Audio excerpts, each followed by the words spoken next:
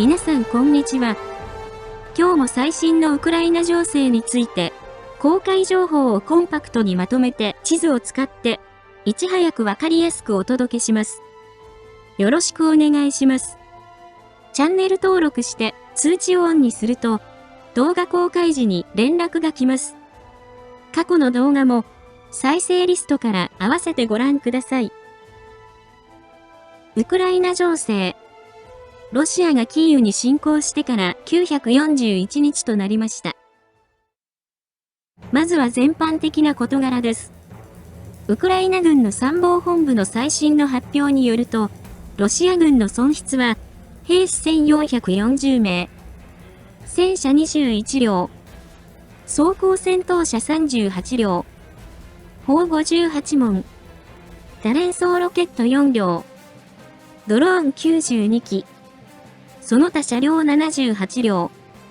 となっています。戦線全体では、1日で226回の地上戦の報告がありました。泥濘期入りを前にして、ロシア軍の攻撃回数が増加し、兵士の損失も1400人台と以前では考えられないくらいに増えました。そして、視覚的に確認できるウクライナ軍の装備の損失数とロシア軍の損失数の比率は1対 1.4 で、ウクライナ側の損失数に比べ、ロシア側はその 1.4 倍になります。ロシア側の損失は民生用のバン、軍用トラック、バイクが多く、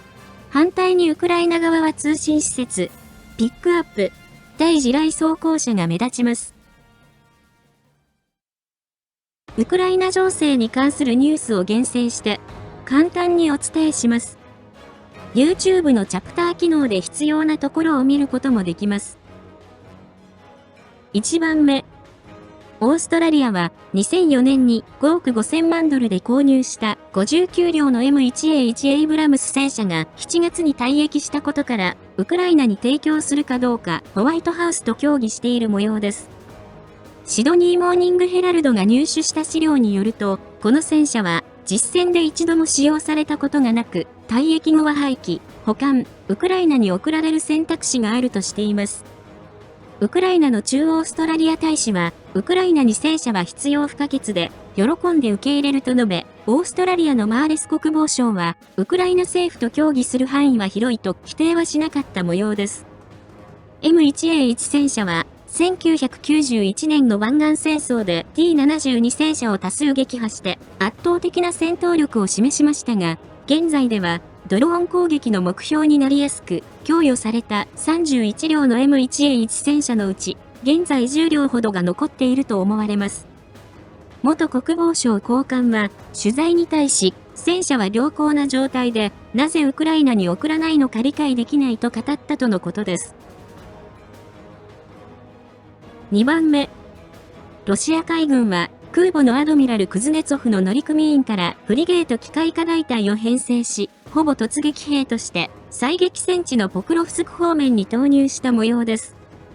この空母は1990年に就役したロシア海軍の唯一の空母ですが、1995年に地中海で演習を行った後に蒸気タービンが破損してからというもの、予算不足と度重なる故障により満足な状態で稼働できませんでした。さらに追い打ちをかけるように、修理中の2018年にクレーンが甲板に落下して損傷、2019年に修理中に火災が発生し、2024年までの予定で修理は続けられていますが、今のところ完了したとの情報はありません。乗組員は少しずつ引き抜かれている模様で、ハルキウで行方不明になった乗組員の情報が複数あります。ロシア軍では、専門性のある人員を歩兵に転換する例が相次ぎ、記事では、ロシアは航空宇宙軍からも歩兵部隊を編成し、クルスクの戦いに投入しているとも伝えられています。3番目。ロシアの軍事ブロガーとして有名なマキシム・カラシニコフは、ロシアはウクライナ戦争で主導権を失いつつあり、ポクロフスクの攻撃を継続しながら、クルスクの奪還作戦を行う戦力はないと分析しました。同氏はテレグラムの番組で、今日のロシアは、クルスクの解放も、ポクロフスクの攻撃も、どちらもできないと述べ、その理由として、クルスクは、ポクロフスクのロシア軍の攻撃に影響を及ぼしていると、戦力が分散されていることを指摘しました。また、同氏は、プーチン政権は、必然かつ合理的な決定をしない。戦況をウクライナに傾けてくださいと言っているようなものだと不満を述べました。それでは、各地域の戦況です。戦況の変化のあるところを中心にお伝えします。その変化は、大画面でフルスクリーン表示にしていただくと、日付とともに追いかけることができます。説明にあたり、海外での例があるので、ルジアンやルシアン軍など YouTube 用に最適化した表現でお送りしますのでご了承ください。北東部クルスク方面、ハルキウ方面。8月6日にウクライナ軍がクルスクに侵攻してから45日となりました。クルスク方面。作戦に影響を与えるクルスクの天気は晴れ。最低気温9度、最高気温24度。今日の天気予報は晴れとなっています。グルジボ方面。この方面では、ウクライナ軍が攻勢をかけています。そのうち、ベセロエでは、ウクライナ軍が集落を包囲しようとしている可能性があります。位置情報付きの映像によると、ルシアン軍の車両が集落の北側で、ウクライナ軍のドローンにより破壊され、集落の東では、ウクライナ軍の装甲車両が東から前進しているところが確認されました。ご覧いただいているのは、ルシアン軍が撮影したもので、集落の東の地図で示した場所で、ウクライナ軍の様子を観察しているところとなっています。戦況図では、係争地の範囲を集落全体に拡大させました。コレネボ方面。この方面で双方が前進している模様です。1番目。以前の動画でウクライナ軍が前進した可能性があるとお伝えしたコレネボの東7キロにあるオルゴフカからマトベフカ、ベトレノでは複数の情報によると、やはりウクライナ軍が前進していると判明しました。その範囲を係争地と一部ルシアン軍の奪還地からウクライナ軍が再占領したとして、また、ベトレノはウクライナ軍が占領したとして戦況図を更新しました。面積は9平方キロほどになります。2番目。コレネボの南20キロにあるダリーノと、その南のニコラエボダリーノでは、主にルシアン軍からの未確認の情報ですが、ルシアン軍が攻撃を仕掛け、前進しているとの情報が複数あり、その範囲をウクライナ軍の占領地から係争地に戦況図を更新しました。それ以外については、戦況図に影響のある情報はなく、ここまでルシアン軍の奪還作戦は失敗と評価できますが、数日後から2回目の奪還作戦が始まる可能性があり、注意が必要です。ハルキウ方面。この方面では3回の地上戦の報告があり、フリボケ、ボフチャンスクで双方が攻撃を行っています。フリボケ方面。フリボケの北東の幹線道路沿いでは、地図で示した境界森林に森の妖精が現れて、様々なものが焼かれました。妖精はすぐに消えてしまいましたが、コメントでは、敵の塹壕の木の床、弾薬、装備が焼かれたとのことです。ご覧いただいているのは、ウクライナ側の撮影したもので、地図で示した場所の様子となっています。戦況図では、これを含めて、今のところは、共に明確な前進が見られず、戦況図に影響のある情報はありませんでした。北東部ルハンスク州方面。東部チャシフヤール方面。クピャンスクからチャシフヤール方面の戦況についてお伝えします。この方面でルジアンは、クピャンスク方面で13回、スバトベクレミンナ戦で28回、シベルスク周辺は8回、チャシフヤール周辺で3回、トレツクの方向に14回攻撃を行いました。スバトベ・クレミンナ戦。1番目。スバトベとクレミンナのちょうど中間にあるマキーウカでは、位置情報付きの映像によると、ルシアン軍が集落の南に前進し、占領地をわずかに広げています。ご覧いただいているのは、ウクライナ軍の第66機械化旅団のもので、地図の場所の様子となっています。その範囲を、係争地からルシアン軍が占領したとして、戦況図を更新しました。2番目。また、ヤンポリフカの南東では、18日の動画でウクライナ軍が前進したとお伝えしたところですが、位置情報付きの映像が手に入りました。それによると、地図で示した場所で、ルシアン軍が反撃を行い、ウクライナ軍により撃退された情報があることから、この場所が新たなルシアン軍の最前線となっています。ご覧いただいているのは、ウクライナ側のもので、地図で示した場所で走行しているルシアン軍の装甲車両の様子となっています。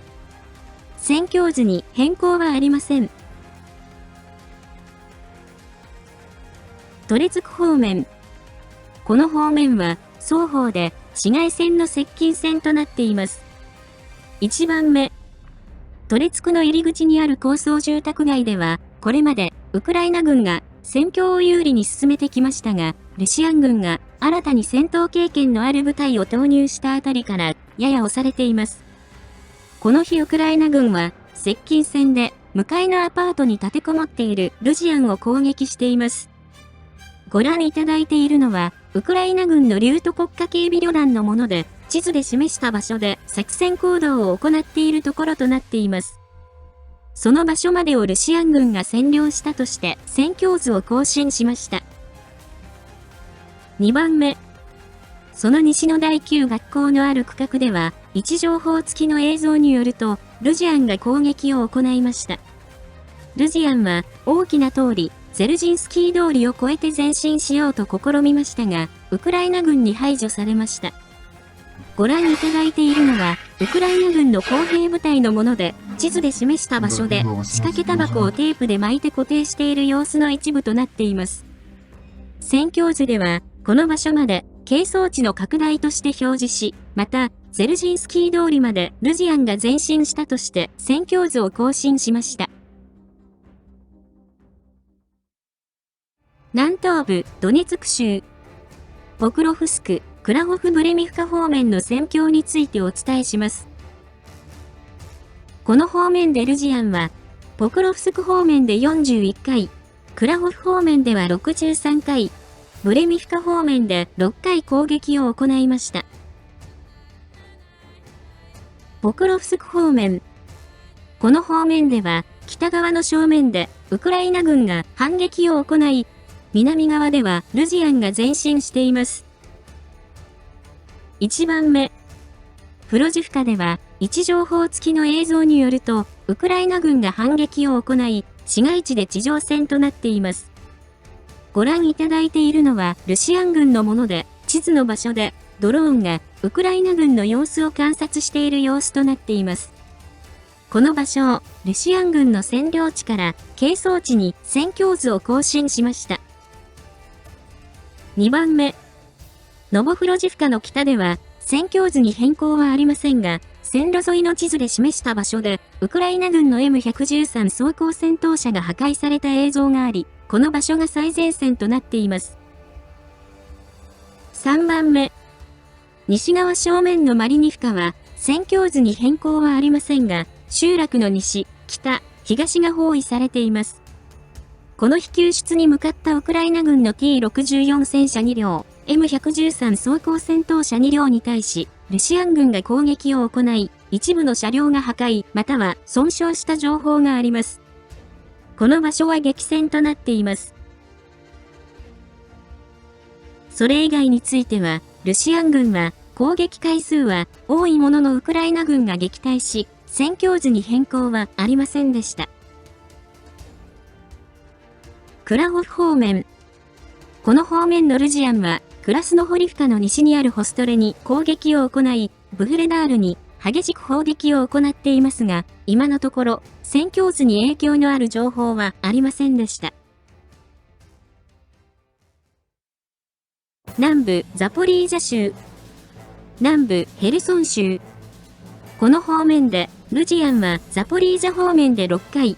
ドニプロ川の三角地帯で3回攻撃を行いましたが、これらの攻撃はウクライナ軍が撃退し、戦況図に変更はありませんでした。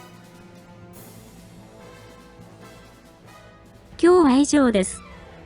戦況の分析やニュースの感想、最新情報など、ぜひコメント欄にお寄せください。最後に、視聴者様にお願いがあります。このチャンネルにはサブチャンネルがあります。また、関連する Twitter、ノート、Telegram、ニコニコ動画があります。普段はこのチャンネルで発信していますが、他の例を見ますと、何かあった時は、これらのメディアで視聴者様にお知らせすることがあるかもしれませんので、ぜひ、どれか一つでもチャンネル登録、フォローの方をお願いします。リンクは概要欄にあります。ご視聴いただきありがとうございました。